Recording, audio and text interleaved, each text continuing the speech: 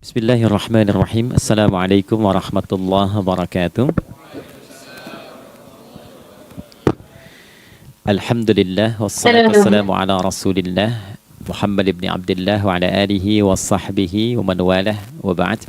Faya ibadallah usi nafsi wa iyyakum bitaqwallah faqad fazal muttaqun fala tamutunna illa wa antum muslimun. Faqala ta'ala Ya ayyuhalladzina amanu taqullaha haqqa tuqatih wa la tamutunna illa wa antum muslimun. Keluargaku sekalian yang terhimpun di dalam Pertagas, Pertamina Gas, kita mengawali dengan bermohon kepada Allah semoga siapapun yang berada di ruangan ini atau terhubung dalam kajian ini, semoga senantiasa dijaga, diberkahi dan dilindungi dalam kebaikan oleh Allah Subhanahu wa taala. Kita doakan yang bertugas di luar kota. Tadi saya dengar info juga Pak Direktur sedang di Semarang. Semoga giatnya dimudahkan oleh Allah dan semoga diberikan keberkahan. Ada satu bagian yang penting amanat Nabi di hadis Muslim pada satu sifat kepemimpinan. Bahwa di antara sifat pemimpin dan yang dipimpin itu harus selalu membangun kekompakan dengan nilai cinta dan doa. Ini yang sering dilupakan. Nabi pernah menyampaikan dan penyampaian ini, hadis ini didokumentasikan oleh Imam Muslim dalam satu kalimat yang singkat, padat tapi mengikat. Khiyaru a'immatikum man tuhibbunahu wa yuhibbunakum. Pemimpin yang baik itu adalah pemimpin yang kalian mencintainya dan ia pun mencintai kalian. Nah, membangun cinta itu salah satu jembatannya dengan doa. Oleh karena itu, di antara doa yang dianjurkan saat Anda memulai pekerjaan, itu bukan hanya untuk pribadi, lancarkan pekerjaan saya. Tapi juga sehatkan pimpinan saya, pimpinan mendoakan sehatkan anggota saya, sehingga semua itu melahirkan sifat harmoni yang memberikan kenyamanan dan kebahagiaan dalam bertugas. Nah, izinkan saya mengawali dengan itu dulu, karena itu di antara sunnah yang seringkali terlupakan. Sehingga bekerja itu lebih banyak dilakukan dengan tekanan menyelesaikan tugas dibandingkan dengan rasa cinta untuk bisa memberikan nilai ibadah di dalamnya. Yang kedua, semoga sholat kita diterima oleh Allah Subhanahu wa taala. Nah, yang kedua ini tidak cukup dengan amin. Kita harus tahu dulu standar penerimaan itu seperti apa. Dan yang kedua, kenapa harus sholat? Ini poin pokoknya. Mengapa sih umat Islam itu cukup hanya misalnya dengan bersyahadat saja dipandang sudah berislam, lalu berbuat baik? Kenapa mesti ada sholat? Kenapa bahkan yang pokok sampai 5 waktunya? Dan jumlah rakaatnya pun diatur sedemikian rupa sampai teknisnya pun dijelaskan dengan rinci. Saking rincinya, bila ada yang menyimpang dari rincian itu, maka dianggap sholatnya tidak sah dan mesti diulang. Shallu kama ra'aitumuni usalli. Sholatlah kalian seperti kalian persis melihat aku menunaikan sholat. Dan dalam sholat inilah kemudian ada sanad yang tersambung secara ketat sampai-sampai dalam hadis Muslim nomor hadis 397. Demikian di Al-Bukhari juga diabadikan di nomor hadis 757 oleh sahabat Abu Hurairah. Sanadnya tersambung kepada Khalad bin Rafi Az-Zuraiqi, seorang yang sholat di samping Nabi tapi bermasalah sholatnya.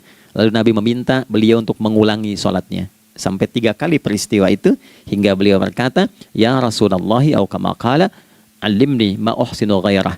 Ya Rasulullah, tolong ajarkan kepadaku karena aku tak punya pengetahuan lebih dibandingkan dari apa yang telah aku kerjakan. Nah, dari dasar ini melahirkan satu pertanyaan kritis ya, dan juga perlu argumentasi yang kuat secara syariah mengapa kita menunaikan ibadah salat. Baik teman-teman sekalian, karena waktu kita sangat padat ya, kita manfaatkan sebaik-baiknya. Saya mohon izin kajian kita akan lebih fokus kepada inti materi sehingga manfaatnya lebih banyak kita dapatkan. Salat satu-satunya amalan di dalam Islam yang mencakup 4 bagian pokok dalam beragama. Jadi ketika seseorang menetapkan dirinya beragama dan ciri satu nilai agama itu bernilai benar, ya, dalam nanti kalau kita mau komparasikan atau kita riset, itu ciri pokoknya ada 4. Satu, ada aspek namanya aspek keyakinan, ya, tauhid atau akidah. Nggak mungkin kan beragama kalau nggak yakin. Ya, karena itu pasal 29 ayat kedua itu mengandung nilai keyakinan. Negara menjamin kemerdekaan tiap-tiap penduduk untuk memeluk agamanya masing-masing dan beribadah menurut agama dan kepercayaannya itu. Ya, jadi nggak mungkin kita bisa menghasilkan nilai kepercayaan dan ibadah kalau tidak ada unsur keyakinan. Atau bahasa kitanya disebut dengan iman. Ya, iman itu nanti juga dipaku dalam setiap nilai kebangsaan di konteks Negara Kesatuan Republik Indonesia. Ini yang paling membahagiakan. Jadi mau jadi pegawai apapun itu syarat, ya, salah satu syarat yang melekatnya beriman dan bertakwa kepada Tuhan Yang Maha Esa, gitu kan? Ya, kemarin saya di BPK itu ada 11 bab Romawi, 40 pasal. Ya, di bab yang keempat pasal 13 tentang pemberhentian dan pengangkatan itu ada 11 poin A sampai K. Di poin B yang keduanya syarat menjadi bagian dari anggota BPK itu beriman dan bertakwa kepada Tuhan Yang Maha Esa. Baik, di Undang-Undang Pendidikan Sisdiknas nomor 20 tahun 2003 itu kalau kita baca dari poin menimbang ada 4, di poin B-nya saja sudah ada iman. Ya, Undang-Undang Dasar 1945 mengamanatkan pemerintah mengusahakan satu sistem pendidikan ya nasional yang meningkatkan keimanan dan ketakwaan pada Tuhan Yang Maha Esa serta akhlak mulia, baru mencerdaskan kehidupan bangsa. Ya, secara singkat, satu, agama dianggap benar kalau ada doktrin keimanan, ada akidah, ada tauhidnya. Yang kedua, ada ibadahnya. Ya, sebagai pembuktian kita beriman, buktinya apa? Ya kan? Saya beriman kepada Tuhan, kita tetapkan, misalnya Allah. Apa pembuktian keberimanan kita kepada Allah? Ya, kan pembuktiannya itu mesti diwujudkan dalam bentuk sikap. Sikap itulah yang disebut dengan ibadah. Nah, konsepsi ini ada di Quran surah ke-20 Thaha di ayat ke-14. Innani anallahu la ilaha illa ana fa'budini. Ya, sungguh aku tegaskan bahwa akulah Allah, satu-satunya Tuhan yang layak dipertuhankan dan disembah. Ketika Anda mempertuhankan aku, fa'budni, maka buktikan kebertuhananmu kepadaku dengan menyembahku. Karena itu namanya Allah punya dua arti. Satu yang dipertuhankan, kan? Ilahun wahid. Yang kedua yang disembah. Ya, jadi yang dipertuhankan dan disembah. Oke. 3. Yang ketiga harus punya unsur praktikal atau implementatif dalam interaksi kehidupan. Ya, jadi bukan cuma nyembah Tuhan, bimbingan kehidupannya apa? Implementasi dari ibadah itu. Ya, ciri umat beragama itu kan bukan hanya sekedar saya yakin, beriman, saya ibadah. Terus bukti ibadah itu dibawa dalam berinteraksi hariannya seperti apa wujudnya. Ya, makanya ketika dulu orang itu jujur, orang itu bangga dengan kejujurannya bukan sebagai orang jujur, tapi sebagai muslim. Jadi ketika ditanya, kenapa Anda jujur? Karena saya muslim. Ketika ada seorang penggembala di Sahara yang sangat gersang, diuji oleh Umar bin Khattab, ingin diambil kambingnya, kan kisahnya viral kan? Baik ya? Oh, tapi ini bukan punya saya. Bilang aja pada tuan Anda, kalau kambingnya hilang satu dimakan serigala. Lantas di mana Allah? Jawaban itu yang menggetarkan kepada jiwa. Jadi kebenaran yang diungkap dengan sikap kejujuran itu implementasi nilai beragama. Nah, jadi praktek ibadah ada di muamalah. Oke, satu akidah. Akidah dibuktikan lewat ibadah, ibadah diimplementasikan dalam muamalah. Itulah sebabnya nanti seluruh bagian tubuh kita ketika digunakan untuk bersifat dan bersikap, itu ada tuntunan iman di dalamnya. Oke? Misal, saya tanya begini ya, ini mukaddimah ya, kita belum mulai nih. Saya tanya gini, apa fungsi mata? Tuh kan, sudah keliru kan? Nah, kalau hanya melihat, hewan juga melihat. Ya? Coba kambing melihat, kan? Elang melihat. Lalu apa bedanya fungsi mata kita dengan mata hewan? Ternyata ketika kita meriset ayat-ayat Al-Quran terkait dengan fungsi tubuh kita, itu rata-rata dibuka dengan iman dulu. Quran surah 24, surah Cahaya, ayat 30 untuk laki-laki, 31 untuk perempuan. Qul lil mu'minin. Ya Muhammad katakan, viralkan pada pria-pria yang menyatakan dirinya telah beriman. Yaghuddu min absarihim, gunakan pandangannya itu yang dibimbing oleh imannya untuk melihat yang baik saja menurut standar imannya. Jadi kalau menurut imannya tak baik, nggak boleh dilihat. Karena itu ketika Anda sudah mengatakan asyhadu an la ilaha illallah, asyhadu anna Muhammad Rasulullah, kalimat itu dari lisan turun ke hati, itu jadi cahaya ke bagian tubuh kita. Makanya ketika Anda melihat, itu ada cara pandang tertentu yang dibimbing iman, standarnya beda dengan tanpa iman. Kalau nggak ada iman, semua mungkin terlihat. Tapi ketika ada iman, hati kecil Anda akan bicara, ini nggak baik.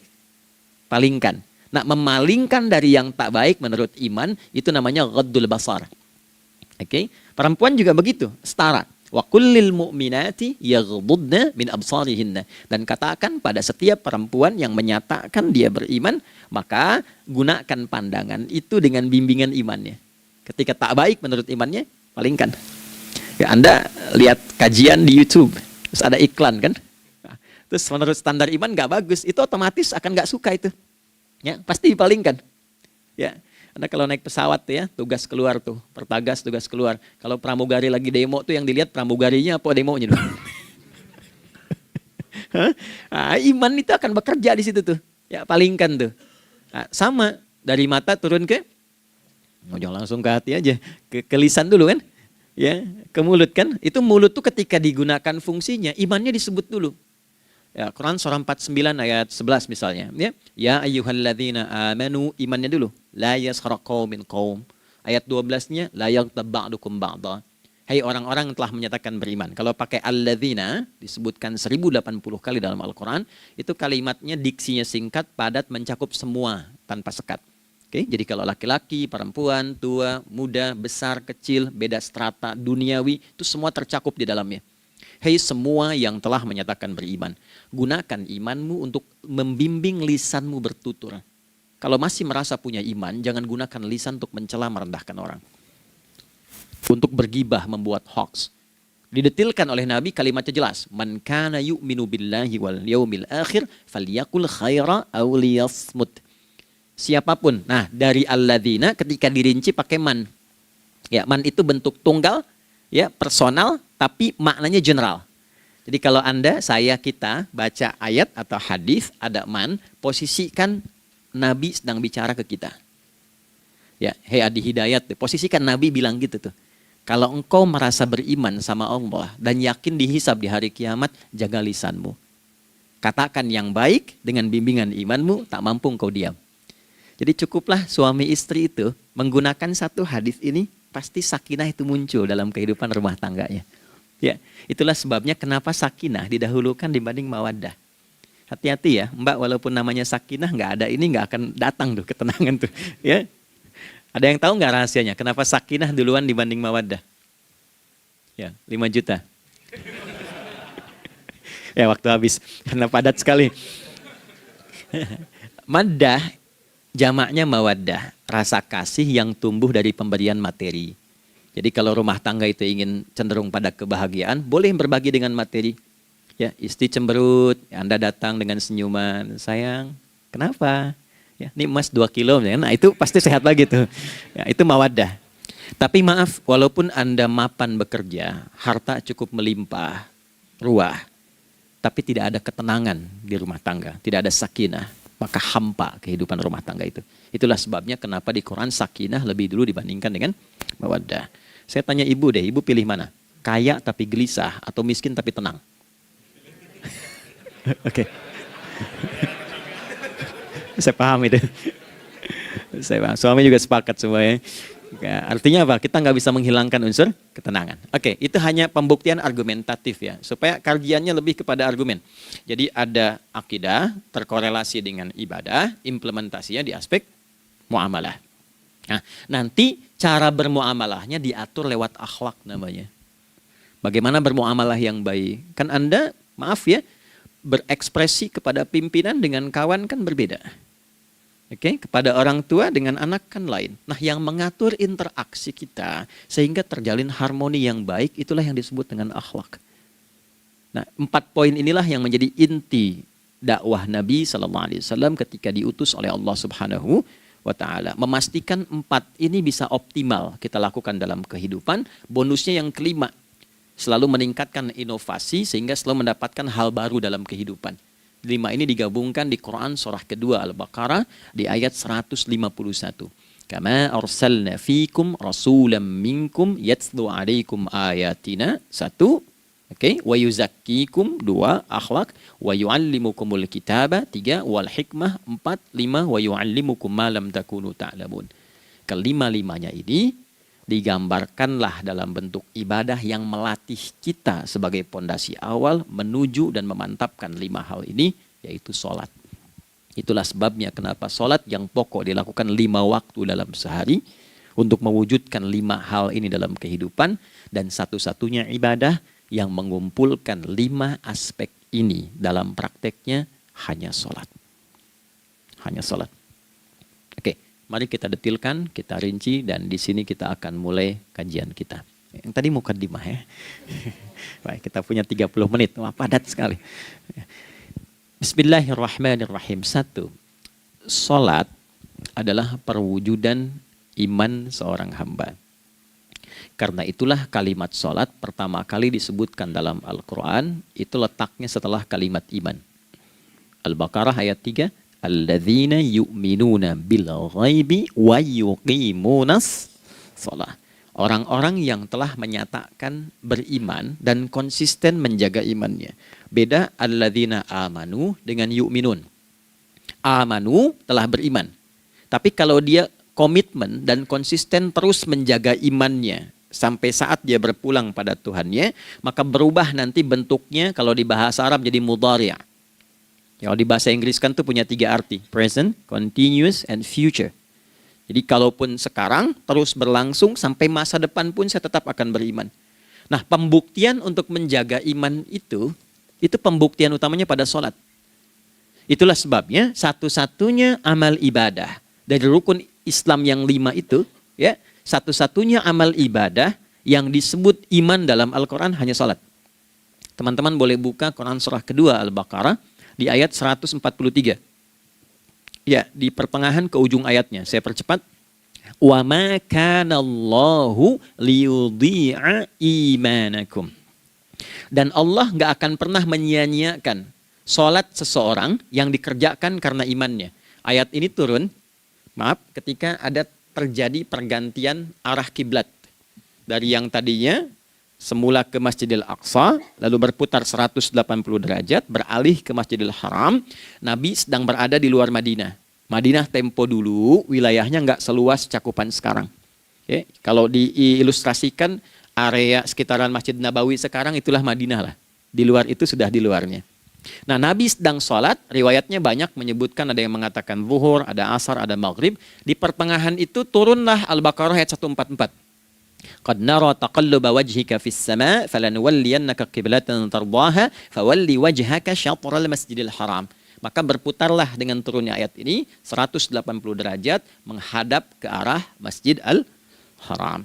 Problemnya adalah ketika Nabi dan pengiring beliau kembali ke Madinah, area Masjid Nabawi, kan nggak semua masyarakat ikut. Maka virallah informasi itu bahwa kiblat telah beralih ke kiblat awal, yaitu Ka'bah Al-Musyarrafah. Maka penduduk panik pada saat itu. Status sholat kami yang tadi dikerjakan bagaimana? Karena sedang nggak bisa diulang, sudah pindah waktu. Maka turunlah kemudian firman Allah yang Al-Baqarah 143 itu, wa ma kana Allahu liyudhi'a imanakum.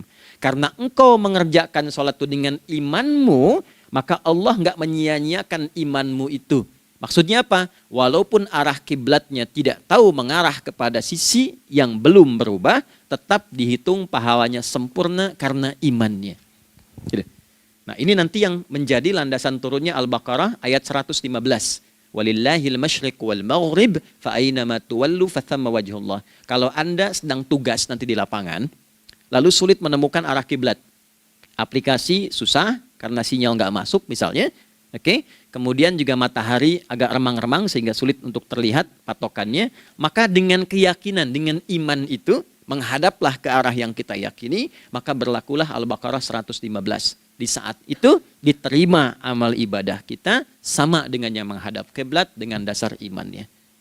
Oke, nah pengertian terbaliknya, mafhum mukhalafahnya, maka Nabi mengatakan, al-farqu bainal mu'min wal kafir tarkus shalah. Beda antara orang yang beriman dengan yang belum beriman adalah pada sholatnya. Jadi kalau ada orang mengatakan sudah beriman dan tidak menunaikan sholat, ini artinya keimanannya belum diakui sepenuhnya oleh Allah Subhanahu wa taala. Jelas ya? Halo, kenapa sedih begini? Maaf saya terlalu cepat nggak? Enggak ya, baik. Jadi dalam poin ini penting pembedanya di sholat. Itulah sebabnya kenapa dari kecil kan, usia sekian, dari mulai 3 ke arah 7 tahun contohkan. Ya, orang tuanya sholat bentangkan sejadah. Kalau bisa kalau anak sudah mulai suka tuh kasih model sejadah yang anak-anak sukai bentuknya. Ya, dulu ada anak saya senang model mobilan, saya tidak sebutkan supaya tidak endorse gitu ya. Dikasih sejadah dengan pola itu, dia senang tuh ikutin. Kita nggak minta sholat, dia datang sendiri. Ya, nanti setelah mulai 7 tahun kan baru diajarkan dengan baik, diajak ke masjid kalau yang laki-laki. Demikian seterusnya. Ya, mengapa dari awal dituntun seperti itu? Untuk memberikan sebuah penguat bahwa penjagaan iman dimulai dari sejak dini. Ya, tapi di Indonesia saya perhatikan kelasnya sudah advance. Ya, TK sudah manasik gitu. Okay. Itu satu ya. Karena nanti kalau Nabi bilang begitu artinya akan terjadi orang mengatakan beriman tapi tidak sholat. Ya, makanya keras dari awal Nabi katakan bahwa pembeda antara orang yang beriman dengan yang baru klaim beriman itu pada sholatnya. Ya, pada sholatnya. Mengerjakan sholat maka sah status imannya, tidak menunaikan sholat maka bermasalah imannya. Itu poin yang pertama. Yang kedua teman-teman sekalian, ibadah. Kita lanjut ya. Sholat adalah bagian pokok terpenting dari ibadah. Nah, di sini kita akan mulai membuka sedikit rahasia terkait dengan aspek ibadah ini. Teman-teman sekalian, ternyata sholat ini ketika oleh Allah diturunkan dalam Al-Quran, dalam konteks penunaian ibadah, bukan berarti hanya mengkoneksikan atau mengkorelasikan hubungannya dengan iman saja, bukan. Karena saya beriman, saya buktikan ibadah nyembah Allah lewat sholat. Dalilnya Quran surah ke-20 ayat 14. Innani anallah la ilaha illa ana. Aku tegaskan akulah Allah, nggak ada Tuhan yang layak dipertuhankan dan disembah kecuali saya. Fa'budni, kalau Anda telah menyatakan beriman padaku, buktikan keberimananmu dengan menyembah saya dalam ibadah. Bentuknya bagaimana ya Allah? Teruskan ayatnya. Wa aqimis sholata. Tunaikan sholat sebagai bukti ibadah. Itu li dzikri, sebagai zikir kepadaku. Jadi korelasi antara ibadah dengan iman, sudah kita sebutkan dalilnya. Sekarang ibadahnya tersendiri ketika ditunaikan, apa manfaat dari ibadah itu? Mengapa mesti ada 5 waktu? Dan apa turunan manfaatnya dalam kehidupan kita? Kalau kita mengerjakan itu, dampaknya kepada kehidupan kita apa? Nah, inilah indahnya di dalam Islam, dijelaskan dalilnya, diberikan contohnya, diberikan alasannya, dan yang paling indah, diberikan penjelasan dengan detail tentang manfaat-manfaatnya. Ini tidak ditemukan di dalam konsep keyakinan manapun. Kalau teman-teman boleh mau riset silahkan. Ada nggak satu keyakinan agama tertentu yang dari ibadahnya tuh diatur? Cara memulainya, bacaannya, detailnya, manfaatnya, waktunya, sampai dengan hasilnya, sampai kiamatnya. Ini menunjukkan bukan karya manusia. Bukan karya manusia. Kalau karya manusia setiap orang bisa buat itu. Ya, ketika ini menunjukkan bukan karya manusia, maka pertanyaannya dengan cara apa lagi Allah memberikan pembuktian pada kita bahwa Ia Tuhan yang hak yang harus kita sembah. Nah, kalau sudah paham, mari kita rincikan turunan tentang sholat ini. Kita mulai satu-satu teman-teman sekalian dari waktu sholat. Seperti kita ketahui waktu sholat ada 5. Tapi yang sering kita dapati dari yang 5 ini tidak semua orang mengetahui tentang makna dari nama dan pembagian di waktu ini. Yuk kita mulai rincikan. Sholat yang pertama namanya apa? Gak usah khawatir menang gak dapat hadiah kalau benar. Salah juga keterlaluan. Oke, 1 subuh.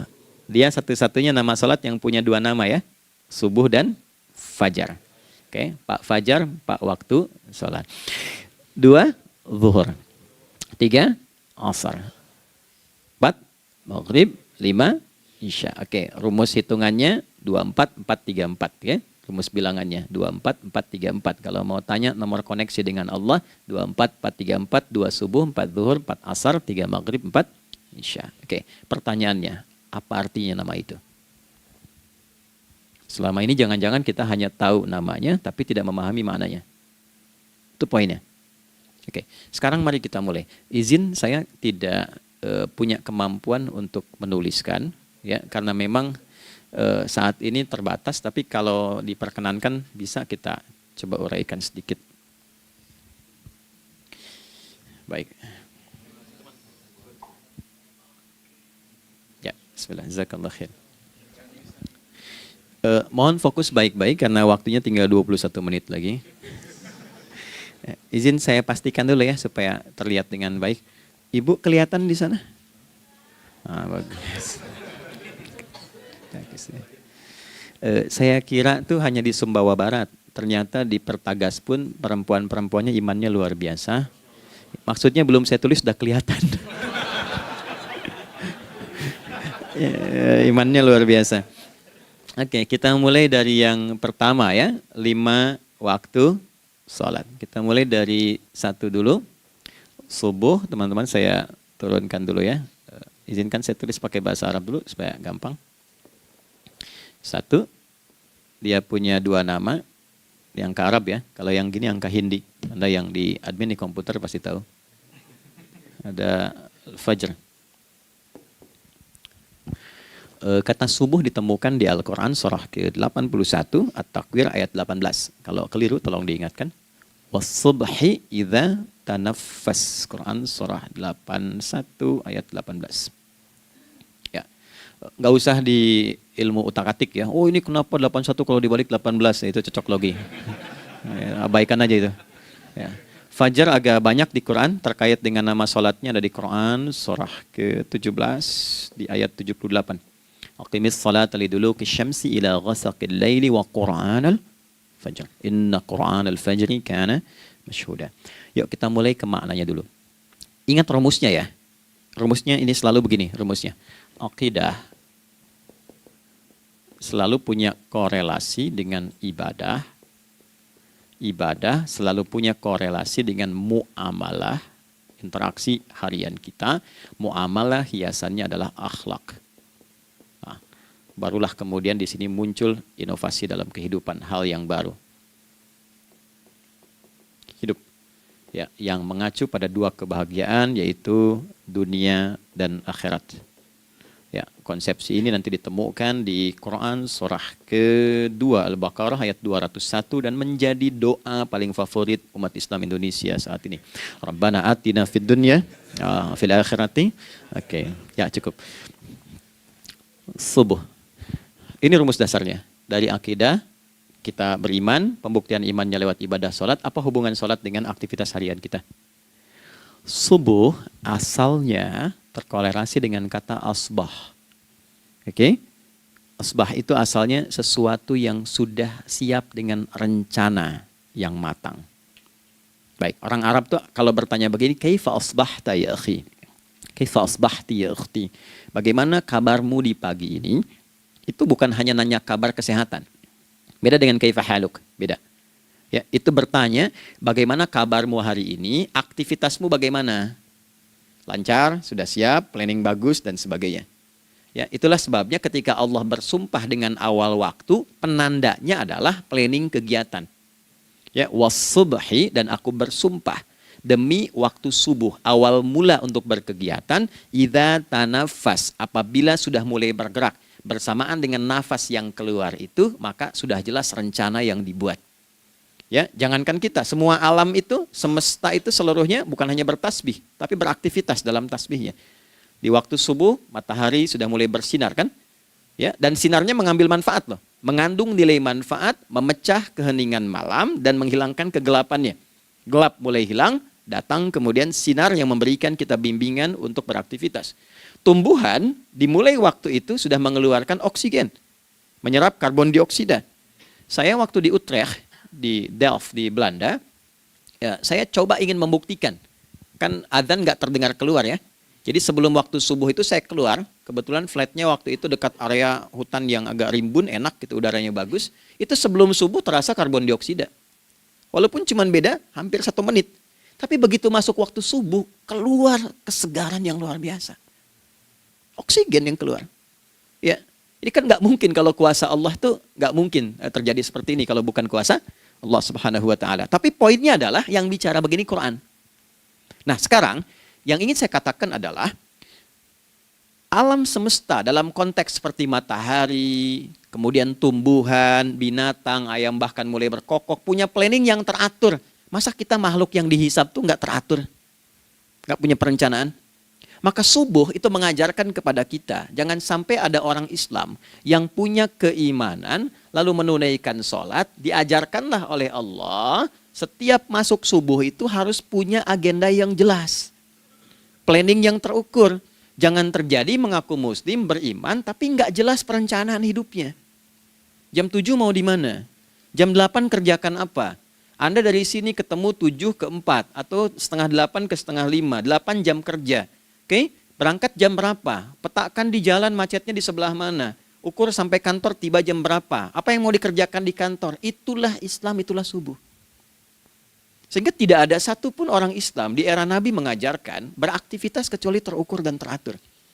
Bahkan Nabi memulai itu evaluasinya di malam hari. Sehingga turun di antara surah Al-Insyirah itu ada ayat yang tegas mengatakan di ujungnya, فَإِذَا فَرَغْتَ فَانْصَبْ. Evaluasi yang telah berlalu di malam hari. Evaluasinya menyeluruh sampai ke zikirnya. Dicatat nih. Ya, aku hari ini secara spiritual itu, mohon maaf, sholat jamaahnya berapa waktu tuh? Dari 5. Oke? Misalnya dari 5 itu cuma 4, berarti koreksi ada yang kurang. 1. Ya.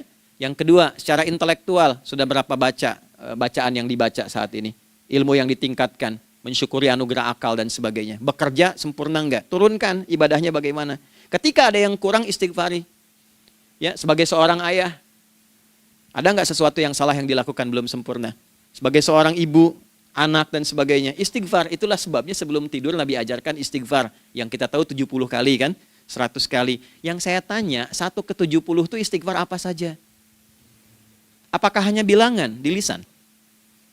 Atau dari lisan diingatkan oleh pikiran, ditembuskan ke hati? Istighfar sebagai seorang ayah yang kurang maksimal melihat anak dengan baik. Anda boleh punya jabatan di kantor, boleh direktur, boleh manajer, boleh macam-macam. Tapi ketika Anda pulang, Anda seorang ayah.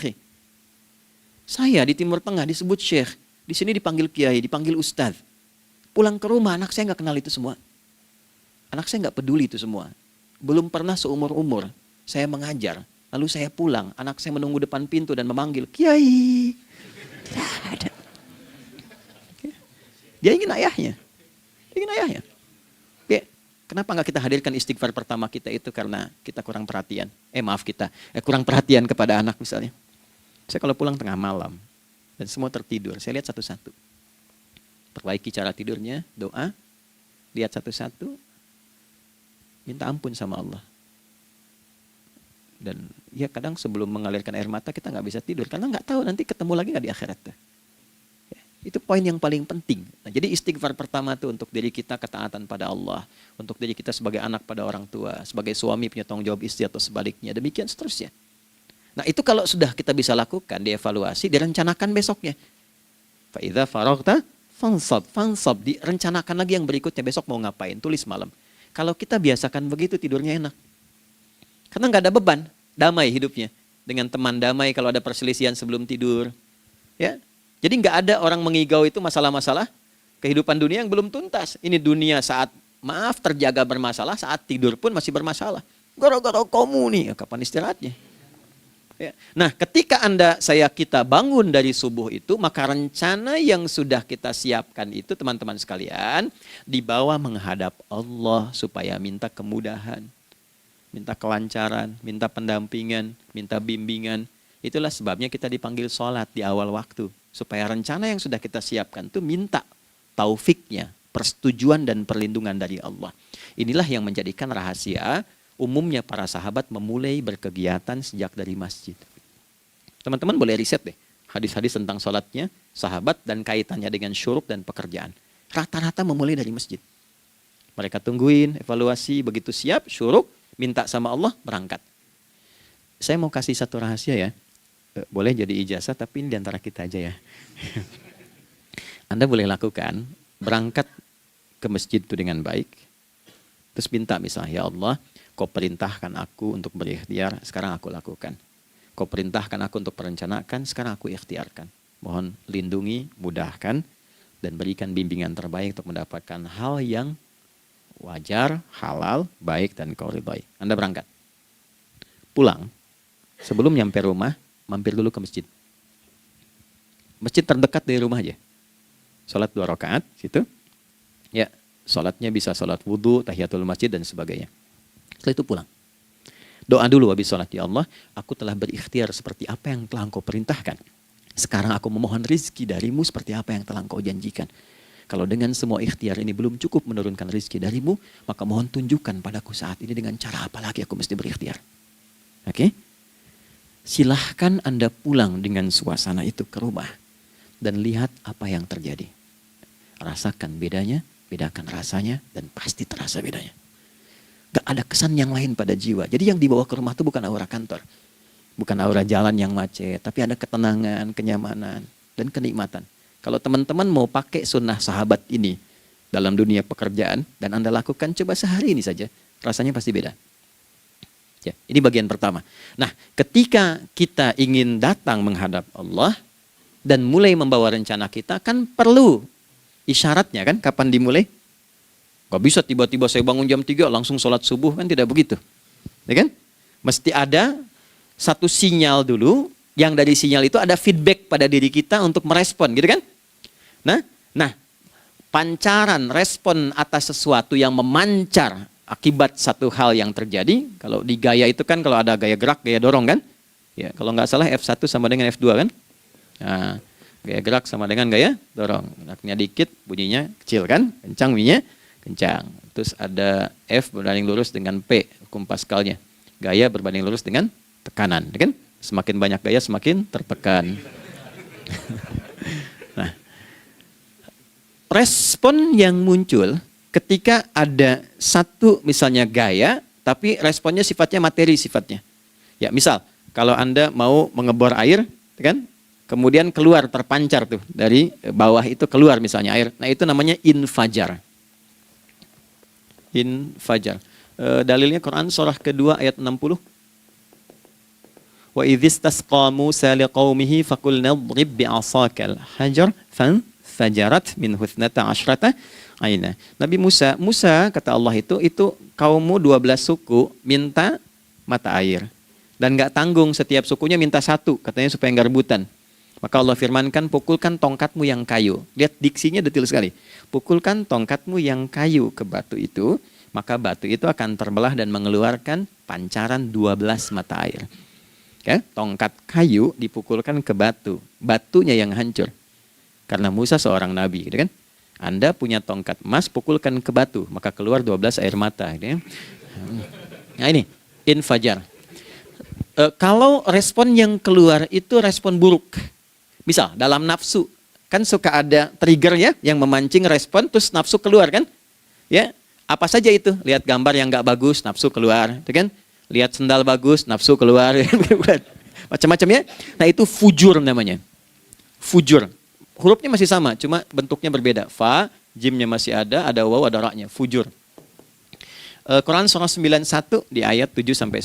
Wa nafsi wa ma sawwaha fa'alhamaha fujuraha wa taqwaha. Fujur tembus ke nafas, nafas memerintahkan yang buruk disebut su. Nafas ketemu su jadi nafsu. Makanya nama lain fujur itu nafsu. Dalilnya Quran surah 12 ayat 53. Wa ma ubarni'u nafsi innan nafsa la'ammaratun bisu. Ya, la'ammaratun bisu'i illa ma rahima rabbi. Oke, nafas ketemu su. Teruskan. Tapi kalau pancarannya pada sifat yang baik. Oke?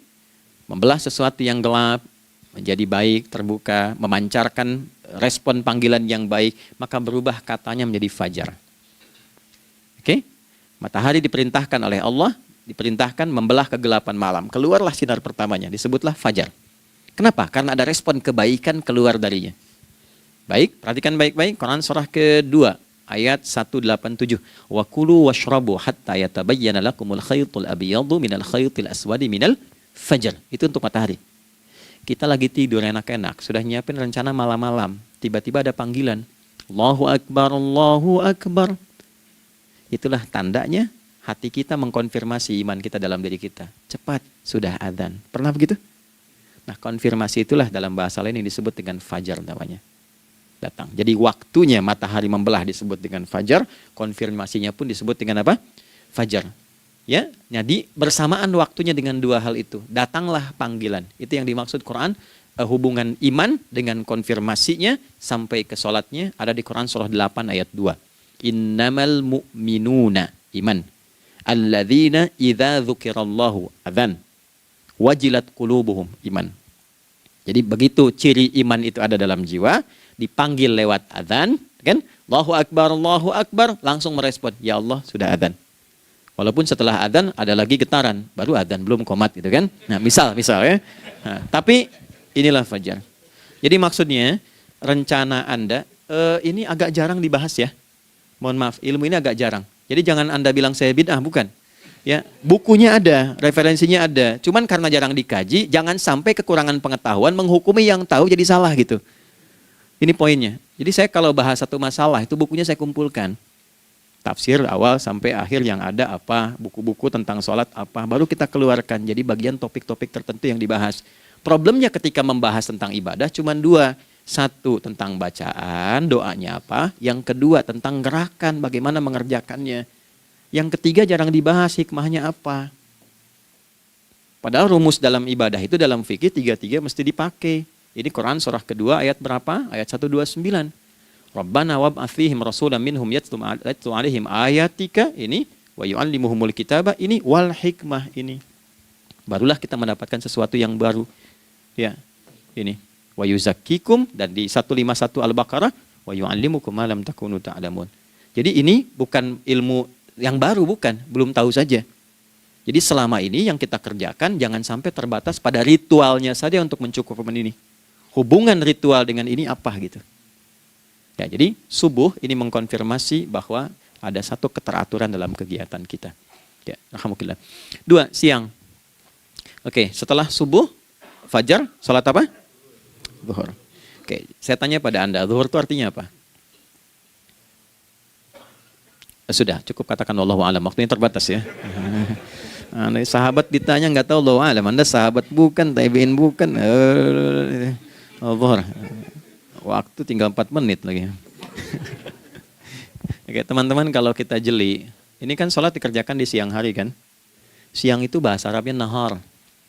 Naharun itu siang. Tapi kenapa sholatnya zuhur? Kok nggak sholat nahar gitu? Ya, lohor, ini paksain tuh. Zuhur, lohor. Ya. Terus sore, biar nyambung cepat. Sore, bahasa Arabnya kan masa. Masa al-khir, selamat sore. Kenapa kok sholatnya asar? Kok sholatnya namanya asar? Oke. Maghrib, isya. Isya kan malam kan? Kenapa nggak lail? Lail itu kan malam. Kalau ada yang istimewa di malamnya, itu lailah namanya. Makanya ketika turun Al-Quran disebut Lailatul Qadar. Karena malamnya istimewa. Beda, lail dengan lailah itu beda. Lail itu waktu malam, lailah ada yang istimewa di malam itu. Ya, jamaknya lail, layali, lela, lili, lala, itu malam. Ibu lili, ibu malam-malam. Ya. Zuhur artinya jelas, terang. Ada idhar, dibaca dengan jelas, terang. Gak boleh dengung. Man amana. Itu kan? Ya, min husni, harus jelas. Ya, ada a, jelas. Zuhur kenapa disebut zuhur? Untuk evaluasi kegiatan kita dari setengah hari. Sudah jelas belum hasilnya? Ini Anda punya rencana di sini, evaluasi di siang. Jelas gak hasilnya? Pekerjaan Anda yang sekarang diamanahkan dari pagi jam 7 sampai sekarang, evaluasi dulu. Dicek, jangan cuma ditinggalkan. Oke, saya sedang kerjain, tinggalin dulu sholat. Bukan begitu. Ketika akan sholat, Anda cek dulu. Dari ke siang itu tengah hari, bagaimana hasilnya? Ada yang perlu disempurnakan nggak? Ya, ketika ide-idenya mulai mentok, ada yang belum selesai, datang dulu sholat, tenang lagi. Saat tenang itulah dirumuskan kembali pelan-pelan. Kan lumayan dari jam 12 sampai jam 1. Diisi dengan baik, dilihat. Itu baru dunia ini. Kan kita ngejar ini juga. Karena nanti ayat 200-nya, ada yang cuma ngejar ini. Wa minan nasi may yaqulu rabbana atina fid dunya. Bukan, kalau nggak hafal diam aja. Wa minan nasi may yaqulu rabbana atina fid dunya wa ma lahu fil akhirati min khalaq.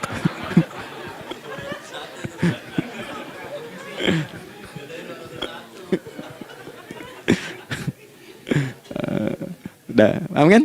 Dan di antara manusia ada yang fokusnya hanya dunia yang dikejar, sehingga nggak kebagian akhiratnya. Padahal dia tahu dia mau pulang.